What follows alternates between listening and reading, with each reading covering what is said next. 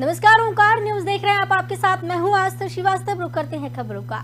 CM Yogi Adityanath Gorakhpur मंडल के सभी 4 जिलों के लिए अलग अलग बैठक करेंगे। माना जा रहा है कि ये प्रयास पिछले आने वाले लोकसभा चुनाव और पिछले विधानसभा चुनाव में गोरखपुर मंडल में मिली बीजेपी की प्रचंड जीत का सिलसिला है। नगर निकाय चुनाव में भी जारी रखने की ये कोशिश की जा रही है। नगर निकाय चुनाव में प्रचंड जीत के लिए सीएम योगी आदित्यनाथ ने कमर कस ली है।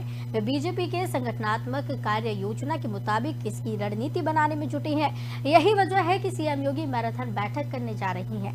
मंडल के 4 जिलों के कार्यकर्ताओं के साथ अलग अलग बैठक में सीएम योगी आदित्यनाथ निकाय चुनाव में विपक्षी दलों की सफाया करने का मंत्र देंगे।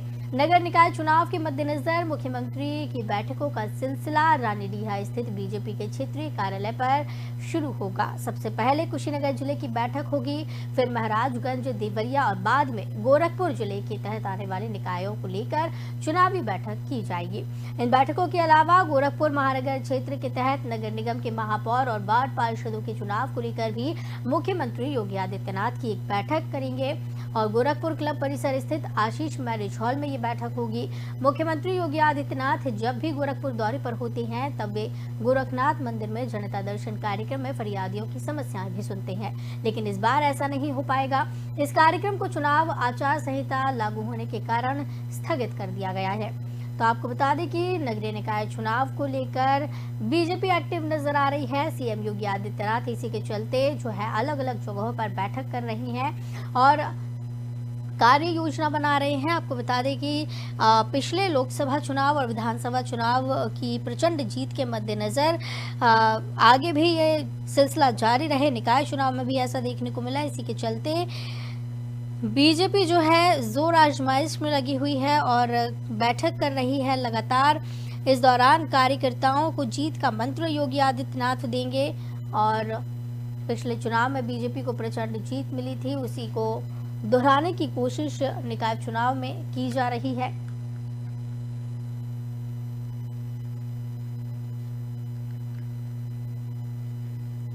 तो बता दें कि चुनावों को लेकर सीएम योगी आदित्यनाथ ने कमर कस ली है। चुनावी रणनीति बनाने में सीएम योगी जुटे हुए हैं। पिछले चुनाव में बीजेपी को प्रचंड जीत मिली थी और इसी जीत का सिलसिला जारी रखने की कोशिश की जा रही है। तो बता दें निकाय चुनाव की तैयारी बीजेपी कर रही है, जोर शोर से इस तैयारी में जुटी हुई है और इस दौरान सीएम योगी आदित्यनाथ कार्यकर्ताओं के साथ बैठक करेंगे। गोरखपुर मंडल में मिली बीजेपी की प्रचंड जीत का सिलसिला नगर निकाय चुनाव में जारी रखने की कोशिश भी की जाएगी। गोरखपुर मंडल के सभी 4 जिलों के लिए अलग अलग बैठक सीएम योगी करने वाले हैं। माना यह जा रहा है कि प्रयास पिछले लोकसभा और विधानसभा चुनाव में गोरखपुर मंडल में मिली बीजेपी की प्रचंड जीत का सिलसिला नगर निकाय चुनाव में भी जारी रखने की कोशिश है। नगर निकाय चुनाव में प्रचंड जीत के लिए सीएम योगी आदित्यनाथ ने कमर कस ली है। वे बीजेपी के संगठनात्मक कार्य योजना के मुताबिक इसकी रणनीति बनाने में जुटे हुए हैं। यही वजह है कि सीएम योगी मैराथन बैठक करने जा रही हैं। मंडल के 4 जिलों के कार्यकर्ताओं के साथ अलग अलग बैठक में सीएम योगी आदित्यनाथ निकाय चुनाव में विपक्षी दलों का सफाया कैसे किया जाए, कैसे जीत दर्ज की जाए, इसका मंत्र भी देंगे। नगर निकाय चुनाव के मद्देनजर मुख्यमंत्री की बैठकों का सिलसिला रानीडीहा स्थित बीजेपी के क्षेत्रीय कार्यालय से शुरू होगा। सबसे पहले कुशीनगर जिले की बैठक होगी, फिर महाराजगंज, देवरिया और फिर बाद में गोरखपुर जिले के तहत आने वाले निकायों को लेकर चुनावी बैठक की जाएगी। इन बैठकों के अलावा गोरखपुर महानगर क्षेत्र के तहत नगर निगम के महापौर और वार्ड पार्षदों के चुनाव को लेकर सीएम योगी आदित्यनाथ की एक बैठक गोरखपुर क्लब परिसर स्थित आशीष मैरिज हॉल में की जाएगी। योगी आदित्यनाथ आपको बता दें गोरखपुर दौरे पर जब भी होते हैं जनता दर्शन लगाते हैं और इस दौरान जनता की समस्याओं को सुनते हैं, लेकिन इस बार ऐसा संभव नहीं हो पाएगा।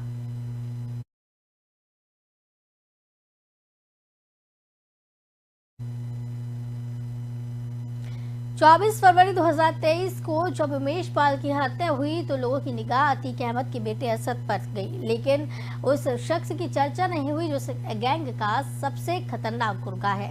नाम है गुड्डू मुस्लिम। उत्तर प्रदेश का सबसे बड़ा बमबाज उमेश पाल की हत्या के बाद से ही फरार है। असद और गुलाम के एनकाउंटर के बाद गुड्डू मुस्लिम की तलाश तेज कर दी गई है।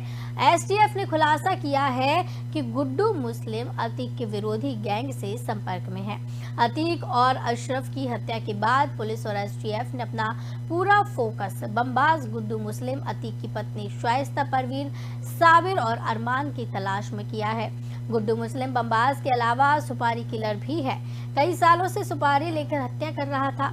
1999 में पटना की बेउर जेल से पकड़ा गया था। वो जेल में बंद माफिया राजन तिवारी से किसी की हत्या की सुपारी लेने की बात करने गया था। उसे एनडीपीएस एक्ट में 10 साल की सजा हुई थी। बाद में अतीक ने उसकी हाई कोर्ट से जमानत करा ली थी।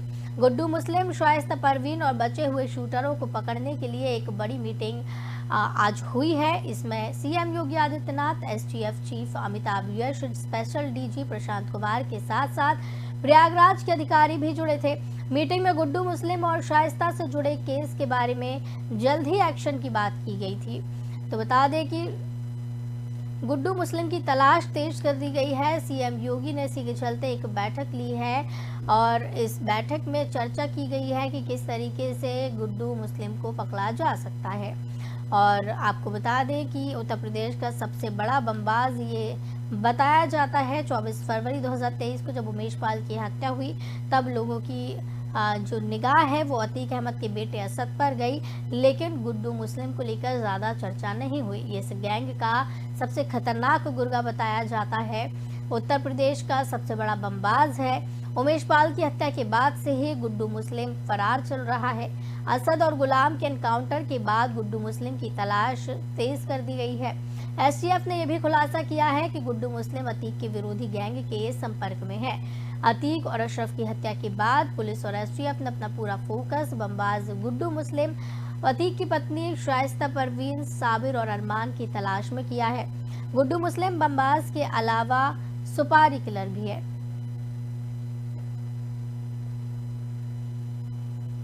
इस खबर पर ज्यादा चर्चा के लिए हमारे साथ वरिष्ठ पत्रकार प्रभात जी जुड़े हुए हैं। प्रभात जी, स्वागत है आपका ओंकार न्यूज में। प्रभात जी, जिस तरीके से उमेश पाल हत्याकांड देखने को मिला है उसमें असद पर सभी ने ध्यान दिया और तमाम जो लोग थे उन पर ध्यान दिया, लेकिन जो बमबाज है गुड्डू मुस्लिम है उस पर ज़्यादा चर्चा नहीं हुई। अभी तक वो फरार बताया जा रहा है क्योंकि सबसे ज़्यादा मजबूत गुर्गा ये बताया जाता है। तो अभी तक क्यों उसको नहीं पकड़ पाया गया? क्या असद को इसलिए पकड़ा गया कि वो अतीक का बेटा था? देखिए, इसको इस चीज से समझिए आप, जिस तरीके से ये पूरा मामला है, ये लगातार 65,000 करोड़ के काले साम्राज्य का मामला है और शाइस्ता अभी तक नहीं में इसलिए आई है क्योंकि ये जो साम्राज्य था, ये साम्राज्य का पूरा जो है अतीक और अशरफ के जेल जाने के बाद शाइस्ता और गुड्डू मुस्लिम ही पूरा काम देखते थे। और कहीं ना कहीं ये जो बंद लिफाफा है और गुड्डू मुस्लिम का जो नाम देते जैसे अशरफ के गोली पड़ गई, वो कहीं ना कहीं ये दर्शाता है कि अशरफ गुड्डू मुस्लिम का कुछ ना कुछ भेद अशरफ वाला था।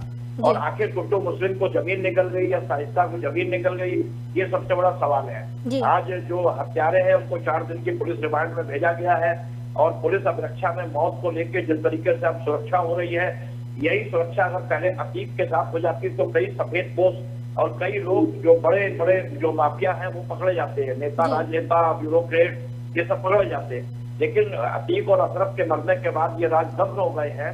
अब ये बंद लिफाफा में क्या निकलेगा ये तो आने वाला वक्त बताएगा, लेकिन निश्चित तौर पे गुड्डू मुस्लिम और शाइस्ता की गिरफ्तारी ना होना 50 दिन से ये दर्शाता है कि कहीं ना कहीं उनसे कोई बड़ा संरक्षण मिल रहा है।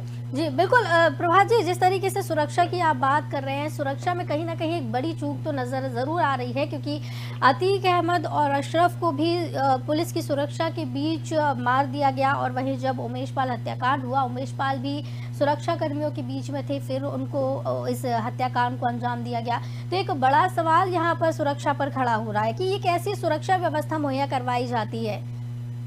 नहीं, देखिए, ये निश्चित तौर पे ये एक बहुत बड़ा दाग खाकी पे लगा है। जी। और सरकार जिस तरीके से कानून व्यवस्था की बात कर रही थी, ये पूरे देश में इस तरीके का माहौल बन गया है कि अब पुलिस कस्टडी में यूपी में लोग मारे जा रहे जी। हैं। अब ये जो 3 शूटर हैं, इनकी सुरक्षा करना, जिस तरीके से आज सुबह से लगातार कई लेयर की सिक्योरिटी इनको दी गई है, तो यही अगर काम पहले अतीक और अशरफ को जिस तरीके से आसानी से मेडिकल कराते हुए मार दिया गया, और ऐसे वेपन्स जो टर्की में बनते हो, वो वेपन्स इन हथियारों के पास नहीं आ सकते थे। तो ये बहुत बड़ा एक नेक्सस है बिल्डर्स का, ब्यूरोक्रेट्स का, नेताओं का। ये सारा नेक्सस खुलना चाहिए। अब योगी सरकार की सबसे बड़ी प्राथमिकता यही है कि अब अगर ये नेक्सस को तोड़ देते हैं और नेक्सस को खोल देते हैं, और बंद चिट्ठी का जो भी भेद है वो अगर जनता के सामने आ जाता है, तो ये सारी चीजें छिप जाएंगी। कानून व्यवस्था में जो अभिरक्षा में मौत हुई, ये भी छिप जाएगी, क्योंकि ये एक बड़ा दुर्दांत अपराधी था। ये कोई साधु और कोई महात्मा पुरुष नहीं था। लेकिन उमेश पाल तो नहीं था ना प्रभात जी, उमेश पाल तो नहीं था ना। और एक तरफ तो जिस तरीके से कानून व्यवस्था पर यहाँ सवाल खड़े हो रहे हैं, सुरक्षा पर सवाल खड़े हो रहे हैं, तो वहीं योगी जी जो है वो श्रेय ले रहे हैं इसका कि कानून मुक्त हो गया है यूपी। देखिए, उमेश की जो हत्या हुई वो उमेश के बड़बोलेपन पे हुई, क्योंकि जब उमेश ने अतीक को और अशरफ को गालियां देना शुरू कर दी सरेआम, तो वो खबर जब अतीक को पहुंची, अशरफ को पहुंची, तो उसके वो माफिया का साम्राज्य गिर रहा था। अब उसने अपने असद को फोन किया साबरमती से कि बेटे, एक बाप की इज्जत गिर रही है और तुम बिरयानी खा रहे हो। तब तो उस लड़के ने जाके इन लोगों को शूट आउट किया। तो कहीं ना कहीं ये सारी चीजें जो बड़ी जुड़ी हैं, क्योंकि वो लास्ट गवाही होनी थी, जबकि एक तो उसको उम्र कैद मिल चुकी थी, उसे मालूम था कि मेरा हश्र क्या होना है आने वाले समय में। तो ये सुरक्षा पे जो सवाल उठा है, ये तो उठेगा। ये पुलिस अभिरक्षा में मौत होना सवाल के घेरे में है, ये पुलिस के घेरे में। और कौन उसके 17 पुलिस वालों को बलि दे दी गई, उसके पीछे जो बड़ा मास्टरमाइंड है वो कौन है, ये सारी चीजें खुलनी चाहिए सामने। प्रभात जी, लेकिन इस बीच में बताया ये भी जा रहा है कि जो गुड्डू मुस्लिम है, जिसको ढूंढा जा रहा है तेजी से, वो अतीक अहमद के जो विरोधी हैं उनके संपर्क में भी है। तो क्या आपको ऐसा लगता है कि जो गुड्डू मुस्लिम है वो डबल गेम खेल रहा था अतीक अहमद को? क्या ऐसा हो सकता है कि गुड्डू मुस्लिम ने मरवाया हो, या उसके जो विरोधी गैंग है गुड्डू मुस्लिम का सहारा लिया गया हो, उसके थ्रू ये काम करवाया गया हो? नहीं, देखिए, मुझे ऐसा नहीं लगता है। ये थ्योरी पुलिस की होती है, थ्योरी जो निकाली जाती है, ये बिल्कुल नहीं है। गुड्डू मुस्लिम उसका, अब देखिए, जो साम्राज्य है पैसे का, काले धन का साम्राज्य है, वो अब शाइस्ता और गुड्डू के बीच में। अब देखिए, गैंगवार की स्थिति बहुत बुरी होगी अभी आने वाले समय में। और भी बहुत नामी डकैत जेलों में बंद है। मुख्तार का अगला नंबर है, इसके पहले और भी है, अभय है, धनंजय सिंह है, राजा भैया है, कई तरीके के माफिया हैं। अब सारी जो है लकीर कसी जा रही है। शिक्षा माफिया, स्वास्थ्य माफिया, खनन माफिया, सबकी एक लिस्ट बन गई है। सारा रिकवरी होगी, ईडी भी उसमें काम कर रही है। तो अब ऐसा नहीं है कि कानून व्यवस्था पे काम नहीं हो रहा है, लॉ एंड ऑर्डर पे काम भी हो रहा है। और अनेक जो चूक हो गई, जो घटना हो गई, किसने घटित करवाई, पुलिस अभिरक्षा में, ये सब जब अगर नहीं खुलता है तो कहीं ना कहीं ये उसमें कैबिनेट मिनिस्टर का हाथ है, किसका हाथ है, सरकार का हाथ है, ये सब सवाल उठेंगे। लेकिन अभी जल्दबाजी में अपना निर्णय देना वो कहीं से अच्छा नहीं है, क्योंकि हम सवाल तो प्रभात जी बहुत सारे खड़े हो रहे हैं, बहुत सारी चीजों पे सवाल खड़े हो रहे हैं। अब देखना यही होता है कि होता क्या है इस मामले में। जिस तरीके से पुलिस रिमांड में अब अतीक क्या आरोपियों को भेजा गया है, उनसे क्या कुछ सामने आता है, क्या इसके पीछे कोई बड़ी रंजिश है, या फिर किसी बड़े गुर्गे का हाथ है, या फिर कोई माफिया है, ये देखने वाली बात है। बहुत धन्यवाद हमारे साथ जुड़ने के लिए प्रभात जी, और ज्यादा जानकारी के लिए इस खबर की। तो बता दें कि गुड्डू मुस्लिम की तलाश शुरू कर दी गई है। सीएम योगी आदित्यनाथ कानून मुक्त यूपी का दावा कर रहे हैं।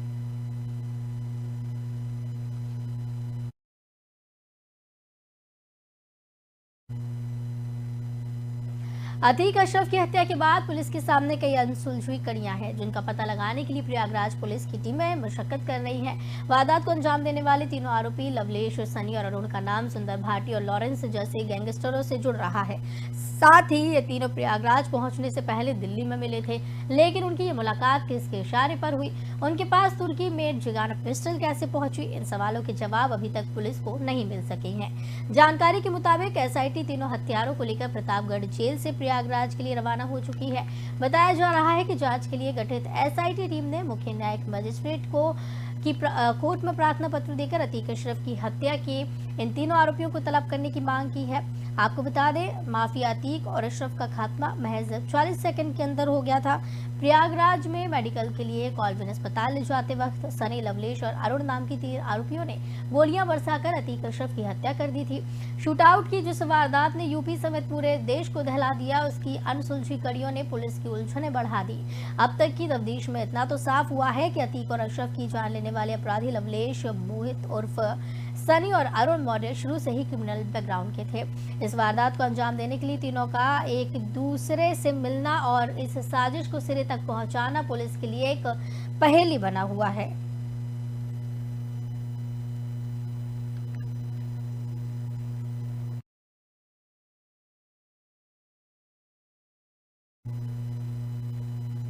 नगर निकाय चुनाव में सभी सियासी दलों ने अपने प्रत्याशी उतार दिए हैं। बीजेपी ने सभी 3 पालिका और 16 नगर पंचायत में प्रत्याशी उतारे हैं। सपा, कांग्रेस और बसपा सभी सीटों पर प्रत्याशी नहीं उतार सकी। सबसे अधिक निर्दलीय प्रत्याशियों ने ताल ठोकी है। पहले हुए चुनाव पर गौर करें तो निकाय चुनाव में निर्दलियों ने कई बार बाजी पलट दी है। तो वहीं आपको बता दें, मोरावा नगर पंचायत में बीजेपी के प्रत्याशी विवेक सेठ के सामने किसी पार्टी ने अपना प्रत्याशी नहीं उतारा। पूर्व अध्यक्ष नवनीत शुक्ला निर्दलीय ही ताल ठोक रहे हैं। अब देखने वाली बात है कि अब की बार कौन दांव मारता है। सदर, बांगरमऊ, पुरवा, हसनगंज, बीघापुर और सफीपुर तहसीलों में नामांकन की प्रक्रिया पूरी कर ली गई है। 11 से चल रहे नामांकन में सबसे अधिक गहमा-गहमी आखिरी दिन देखी गई। नामांकन कराने के लिए प्रत्याशी तहसील गेट तक तमाम समर्थकों के साथ पहुंचे। इसके बाद प्रस्तावक के साथ अंदर जाकर शांतिपूर्ण ढंग से नामांकन करवाया।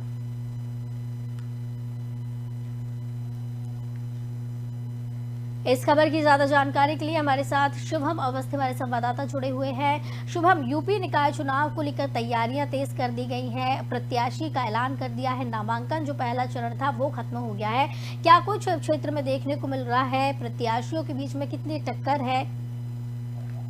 मैं उन्नाव नगर पालिका में प्रथम चरण के मतदान नामांकन प्रक्रिया लगभग पूरी हो चुकी है और प्रत्याशियों में चुनावी सरगर्मियां चरम पर है। इस समय मौजूद है मोरावा में प्रत्याशी भारतीय जनता पार्टी के इनका पर्चा खारिज हो गया था विवेक सेठ जी के साथ में। विवेक सेठ जी का पर्चा निरस्त कर दिया गया है, लेकिन उन्होंने प्रस्तावक न होने के कारण उसके बाद उन्होंने निर्दलीय अपनी दावेदारी सौंपी है। उन्नाव में 16 नगर पंचायतें हैं और 3 नगर पालिकाएं हैं। बहुत बहुत धन्यवाद हमारे साथ जुड़ने के लिए शुभम, और इसकी ज्यादा जानकारी के लिए। तो बता दें कि यूपी चुनाव को लेकर तैयारियां तेज कर दी गई है। यूपी निकाय चुनाव को लेकर सभी प्रत्याशी ताल ठोक रहे हैं। निर्दलीय चुनाव भी कई प्रत्याशी लड़ रहे हैं।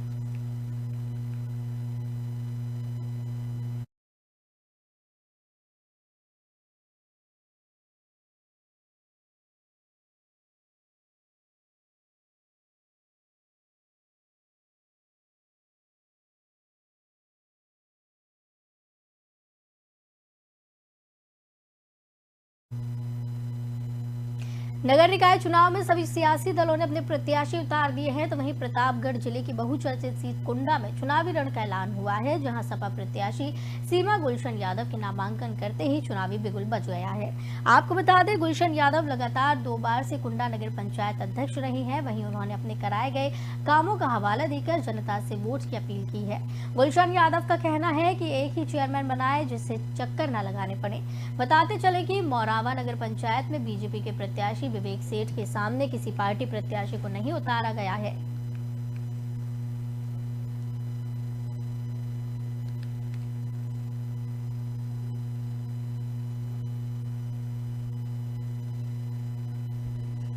तो आपको बताते चले कि चुनावी रण का ऐलान हो चुका है। पहले चरण का जो है नामांकन पूरा हो गया है।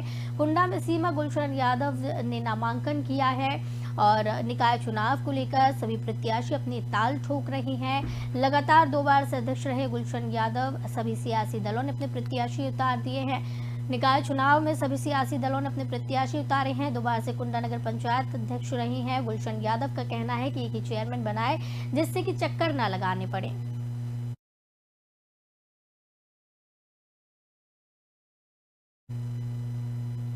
निकाय चुनावों के दूसरे चरण की नामांकन प्रक्रिया के शुरू होते ही महोबा पुलिस हाई अलर्ट पर है। चुनाव प्रक्रिया शांतिपूर्वक संपन्न हो, इसके लिए प्रशासन ने पूरी तैयारी की है। आपको बता दें, इसी कड़ी में महोबा पुलिस जनपद में नामांकन प्रक्रिया में सीसीटीवी की निगरानी के अलावा ड्रोन से निगरानी कर रही है। इसके लिए एसपी महोबा अपर्णा गुप्ता और डीएम महोबा मनोज कुमार बाकायदा ड्रोन कैमरे से पर्चा खरीदार और दाखिल करने वाले प्रत्याशियों पर नजर रख रही हैं, ताकि कोई भी गड़बड़ी ना हो। ऐसे में प्रशासन अपनी पूरी तैयारी में जुटा हुआ है। तो बता दें, यूपी निकाय चुनाव 2023 को लेकर सियासी जंग छिड़ी हुई है। प्रशासन भी अलर्ट मोड पर नजर आ रहा है और इसी के चलते सभी प्रत्याशी तेजी से जो है इसमें अपनी जोर आजमाइश में लगे हुए हैं। प्रशासन भी हाई अलर्ट पर है, सुरक्षा के इंतजाम किए गए हैं।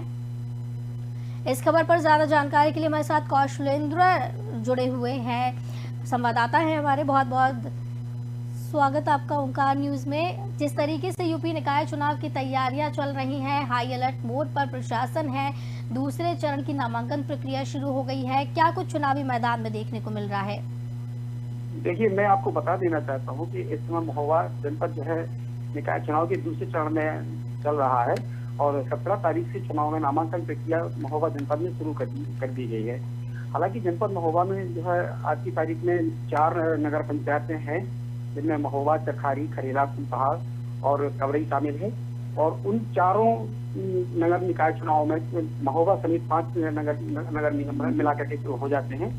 तो इनमें किसी दूसरे चरण में चुनाव होना है और पुलिस प्रशासन के द्वारा पूरी तरीके से तैयारियां करी जा चुकी हैं। पुलिस ने सीसीटीवी कैमरे लगाए हुए हैं जहां भी नामांकन प्रक्रिया की जा रही है और सीसीटीवी के अलावा जनपद के जो प्रमुख स्थान हैं उनमें जो है ड्रोन के द्वारा भी पुलिस निगरानी कर रही है, ताकि किसी तरीके से कोई भी गड़बड़ी ना सामने आने पाए और पुलिस पूरी तरीके से मुस्तैदी के साथ अपना काम कर रही है। जी बिल्कुल। तो सुरक्षा के यहाँ क्या कुछ इंतजाम किए जा रहे हैं? जी, सुरक्षा को लेकर के क्योंकि पूरे प्रदेश में इस समय धारा 144 लागू की जा चुकी है और चुनाव का जो माहौल है, ऐसे में प्रत्याशियों का आना जाना तो लगा रहता है, प्रत्याशी समर्थकों का आना जाना भी रहता है। तो जिसके चलते पुलिस जो है तथ्य पर छानबीन कर रही है और ऐसी कोई भी संदिग्ध जो सामने आ जाती है तो पुलिस उनकी जो है पूरी तरीके से छानबीन कर रही है। और सुरक्षा को लेकर के अगर बात करें तो सुरक्षा के तौर पर पूरी तरीके से महोबा पुलिस जो है पूरी तरीके से अलर्ट है। कहीं कोई भी अपनी गलती नहीं करना चाहती, ताकि किसी तरीके से कोई भी गलती होने के बाद पुलिस के सामने कोई समस्या उत्पन्न हो। जी चलिए, बहुत बहुत धन्यवाद आपका हमारे साथ जुड़ने के लिए। इस खबर की ज़्यादा जानकारी के लिए कौशलेंद्र। और द्वितीय चरण की नामांकन प्रक्रिया शुरू हो चुकी है, यूपी निकाय चुनाव की तैयारियां तेज हो चुकी हैं।